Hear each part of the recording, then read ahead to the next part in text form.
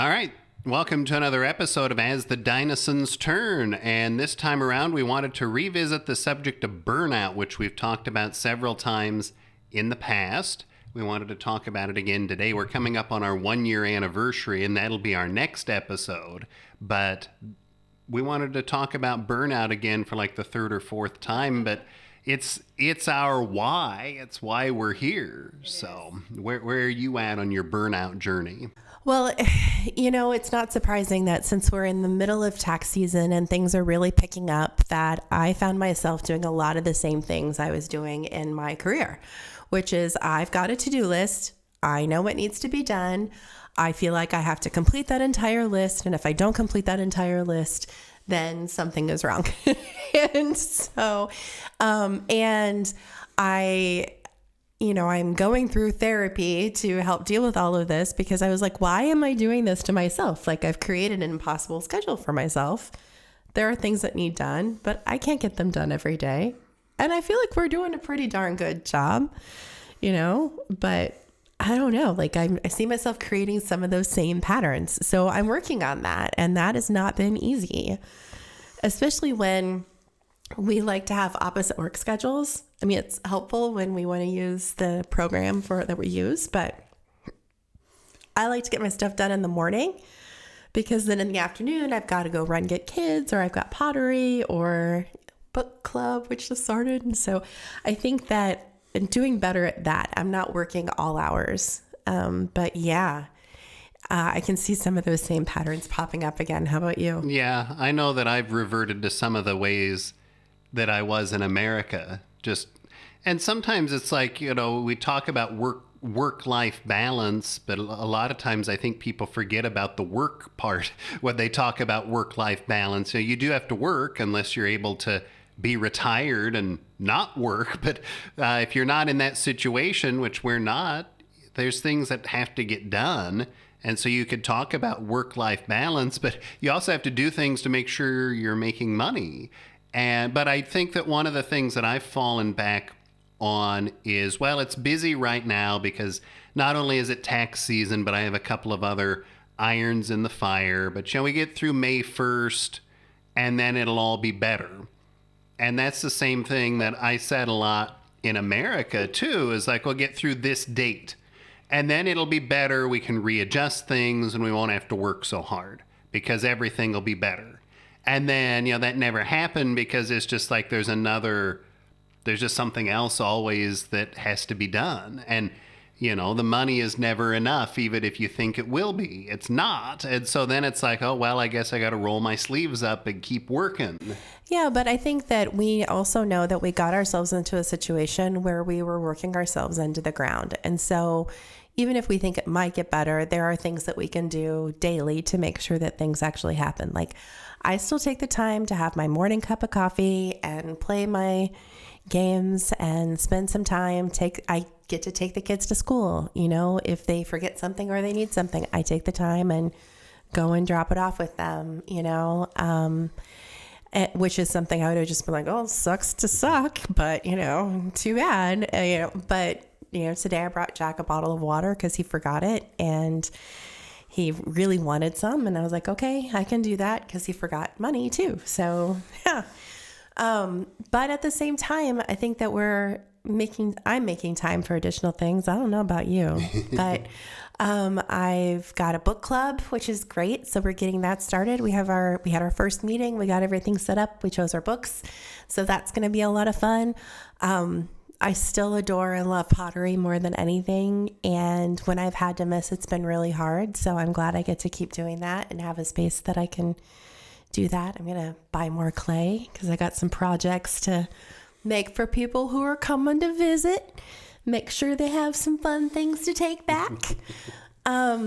But, we've actually talked about this too, that we're not taking our morning coffee runs and having breakfast out as much as we used to.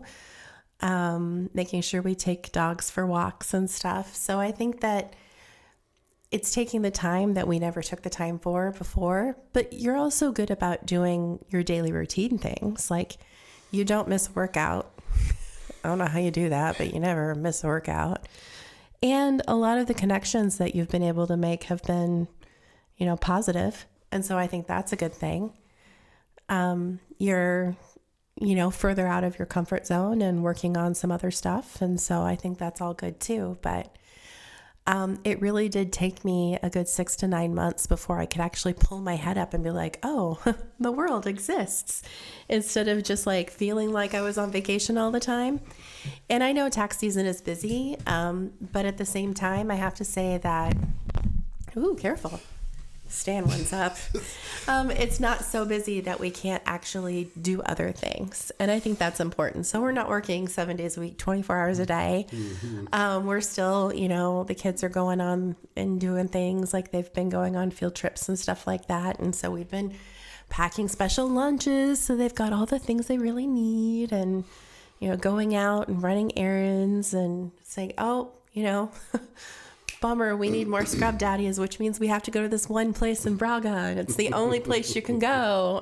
So I think that we've just been more purposeful. So I don't feel burned out, even though we're working a lot, and I'm working every day. And that's good. It feels like the mental headspace is a little better. Yeah, and I have to say that realizing when I was getting into some of those same patterns of, it's not just like I got through my to-do list, but it was like, oh, look at that. I did such a good job. Didn't I do a good job? And then every time he is reviewing something, the perfectionist student in me is like, I need to get that 100% A plus. I'm like, do you see any trends? Are there things I need to fix? I'm like hovering. I'm like, you need to do more. Like, you need to do this, so I know if I did all of this right or not, because I don't want to get too far ahead. And so I think that I've also been kind of a pain in his butt. But I think it's going well. Yeah. So in America, we were both working all the time. And I guess for me, in the summer of 2022, I actually looked at buying a coffee shop in Indianola, because I thought that would solve my burnout problems, would be to just kind of throw my hands up in the air and walk away from all of it. And, I started investigating, and that coffee shop, at the end of the day, I would have made about as much money from that as I make from what I do now, which I'm not sure if that's an indictment of small-time accountants or small coffee shops, or if that's just how it is. But at any rate, I knew it wasn't going to solve all of our problems. Running a coffee shop, a drive-through coffee shop, not even a sit-down coffee shop where people go in and sit at tables. It was one where you drive through. That wasn't going to solve my burnout problems. And you had gone to baking and pastry school and gotten your degree while still working for the college. I mean, we talked about you working at the bakery and things, but we knew that probably wasn't going to solve your burnout problems. Well, and I don't think that when it came to the bakery, I would have been working a lot of hours. I loved every moment of working in the bakery. I loved the people. I loved the whole part, but it really was financial. We couldn't find a way to make that work. And so I think that we have more flexibility. I can see myself, I have a better vision of the kinds of things I want to do. I still see myself owning a business, maybe a couple of them. So I can see myself doing something in online education and calling in some of those favors of people I know. We need to do continuing education credits for licensure, and say, you want to earn money, possibly more money than what you're making now. Mm-hmm. But then I can also see myself, really feeding that social and artistic side of myself. I really am leaning towards like a kind of craft cafe and, batting the idea around. And it would be easy to do in Braga, and it would be very popular. And there are certain holes now that I see that we just really don't have. And so that would be a great opportunity. So I think that there are options and opportunities, and I'm only now able to start thinking about, what do I really want to do? If I'm not this insert job persona, that's also been very different. Like, I have expat friends and I have no idea what their jobs are. They still have jobs, some of them. And there are others that don't. And I have no idea what they did for a living. And instead we're talking about things like books, and we're talking about all the places they want to go, and being a different kind of person. I think that's been fascinating, and I'm trying to kind of embrace that. That's that part of burnout that I think is really hard when your identity is so wrapped up in work, and your loyalty or your participation and dedication to an institution. I think that makes it difficult. So yeah, I don't know if you've even thought about what you want to do in addition to some of those things, but you've got some great projects, ideas. Yeah. I mean, when we talk about burnout, it's so hard to even put it into words, because you could talk about burnout from the standpoint of, well, I need to take a week off or something. And I feel like our burnout was different than just take a week off. I feel like it's one of the reasons why I was the one of all people who pushed for us to move somewhere. We looked at Spain, we looked at Mexico. I've actually looked at many different countries in the world. I've been looking at other countries even now. I'm not surprised. It's always an adventure. Right? So I knew that we needed a drastic change. And I mean, it seems outside the box, but moving to another country was something we had talked about for 15 or 16 years at the time we did it. Right. And it was just, well, let's do it now instead of having it be a retirement thing. And it was because I felt like we needed to like kick the ladder out from underneath us and be in a different place and a different mindset. Well, and I think that definitely helped. You were right. I mean, like I was so tired and stressed I could barely function. And I'm a functioning human being now. I mean, that's fantastic. My pain, I have fibromyalgia, my pain was constant. Now a flare is rare, and that's also a great, fantastic thing. We're definitely healthier because the foods we eat are healthier and have fewer preservatives. And so that's great. We are starting to have more of a community, but in a way that we can we're more engaged because you go through motions in life. I guess this is how I would describe the way we were burnt out. We were going through all the motions and we were going all these places, but it was like something else was driving the body, and your mind was just obsessed or stuck with something else, and you were exhausted and just kind of pulling yourself through. I don't feel that way anymore. I feel like I'm actually in the driver's seat and I'm present, and I can actually look up and see things and notice all of those little things. And I know that for some people, I could always let my guard down and do that with them, but that wasn't the case all of the time. And so now I'm kind of living in that space. And I think that's the difference. So a week off really would make a huge difference and give us like all the gumption and all of those kinds of things. And it's been a long time since I'd been at that point. I think the moment that we started cutting travel and conferences and all of those professional connections and, kind of getting that 360 view and all of that kind of went away. That's where things really kind of fell apart for me as a professional. And I know that there are reasons for all of those things, and it's, but at the same time, I think it makes a difference. Well, you also had at the college, I mean, your entire department and people that you had grown up with quite literally as a professional suddenly were just cut. And I mean, and it's not just your college. It's like, I know one of my clients was telling me that their former institution on a certain date, everybody was going to get an email saying yes or no, whether you still had a job. And it's like, how cruel is that? And how disrespectful of everybody, whether it's a professor or an office worker or the janitor. It's like, that's just terrible. And, your college hires a consultant and pays them like the equivalent of the salary of 2 or 3 people. And that person's like, well, these people need cut. And then it's just like, okay, goodbye, you're gone. And suddenly tenured professors who'd been there for decades are just like, well, goodbye, get out. I know. And I have to say, like, I am still working through my pain and disillusionment there. But I think that was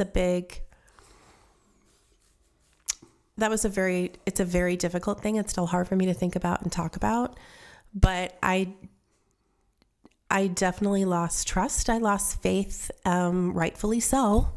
And then it was also, why am I working this hard all of the time?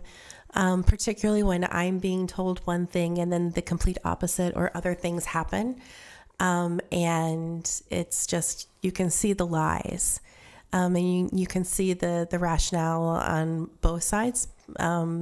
But in capitalism, I just realized that I'm more of a small business, small town, like if you're working for me, you should be working for me and know that you're doing a good job and that, like I want you to continue to grow. And I think that environment really went away, and that made it a place where I could no longer really work. And yet I still adore and love my colleagues, and I miss a lot of them so much.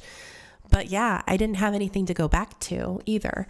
And I think that if I'd had a home to go back to, things might have been a little bit different. Maybe a sabbatical could have helped, but this was a definite change that I needed to make. I still don't know what's going to be on the other side, and that's hard to say, particularly as somebody who's like had plans and like, like it's like I have to see the strategy and map it all out and all of those things. I think that's been really hard. But I'm learning, and yeah, I mean, you lose your family, and then you see other members of your family like that are scarred in such horrid ways, and they're still there, and you're like, there's just not enough ways to do that reconciliation for me. And so I think that became really hard. I think it was burnout that was driven by disillusionment. Yeah. For both of us, it was. I mean, different reasons. Very, I've been self-employed since 2011. Yeah. So it's different. Before that, I worked for a couple different businesses, and I got disillusioned with that as an employee. And I think we're both really high achievers. Yeah. And when we see that the people around us are not, or there's things that we know could be done, and it sounds a little bit arrogant or whatever, but you look at it, it's like, well, why don't we do it this way?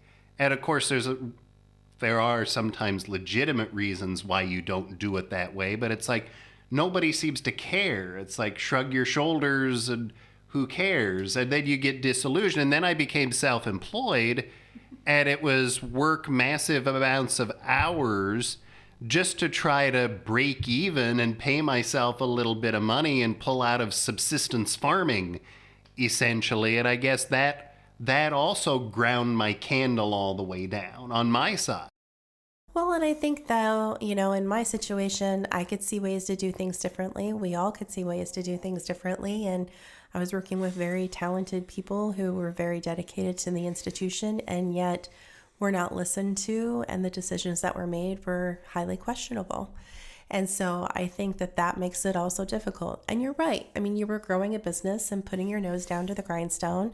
There were times where you look up and you think, why is it worth it? But inevitably, I think that we're now at the point where, we're in a good environment for work, and, it helps to, we don't have Lady the Cow out there anymore. It's true. But I still get to see, the church, and I get to listen to the church bells right there next to us. And, we still have our coffee area and go back to the neighborhood and say hi to people now and again. But, yeah, I think that we're able to make human connections. And a lot of those human connection things were things that I sacrificed in order to continue working, but also because I didn't know how to navigate some of those friendships anymore when things were so hard. And so I think that we're both coming up, realizing and knowing, it's just validating that people are more important than institutions. And those relationships are just essential. And, we have to force ourselves to make time for those things, and because they're important to us. We talked about having dinner parties and having friends over, and we were so excited to be able to do it, and then we never did. For 6 years, we talked about having these particular friends over, and 6 years later, it never happened. It never happened. And so, I think that, we have to realize that we have to make different choices, and this gives us the opportunity to actually learn from that and make those different choices. So I wouldn't go back. There are times that I still really miss I miss being a professor. I miss my colleagues. I miss teaching. I miss the creativity. But at the same time, I also have other elements and other interests and things that are helping. So it's not like a one and done kind of thing. I mean, I think that it's getting better. I'm feeling much more zen. I feel more centered. I don't know if you all can tell this. I mean, that I'm feeling much more centered. I don't feel as overwhelmed. I don't feel like it's also my job to make sure everybody is okay. I felt that for a very long time. And then when you can literally do nothing to make anything okay, it's really one of those things that's demoralizing. And I think that's where we were, because we couldn't make it okay for other people that we loved and that we worked with and that were our colleagues. But then also I couldn't make it okay for myself either. And I think that we've worked through that in a real way. So yeah, I think the time and, shaking things up, as you say, was probably a good thing. It would have taken me a lot longer to get here. And I think that that's definitely true. So, what does that mean? And will I go back to teaching? Yeah, maybe. I, put myself out there for online Spanish teaching, having my degrees evaluated here to see, if I can go ahead and it'd be easy for me to teach Spanish. There's lots of Spanish learning that happens. But having my own business and all of those things, I think that's pretty easy for me to do here in ways that it would have been more difficult in the States. But I actually now can pull my head up after all of this and say, these are the kinds of things that I want because these are the things that are important to me. And, I can be there for myself. I can be there for you all, but I can be there for the kids. And I was not there for the kids before. So not in the ways that I wanted to be. I was definitely not as present. So worth it? Yeah. Hard? Definitely. Still processing emotions, I think, but I don't feel fried, even though I'm working every day. And yeah, tax season will come and go. But at the same time, kind of having fun with learning new things. Yeah, it's been good so far. And we're coming up on our 1-year anniversary. That'll be our next podcast. So yeah, stay tuned. Stay tuned. All right, we'll catch you again next time on As the Dinosaurs Turn.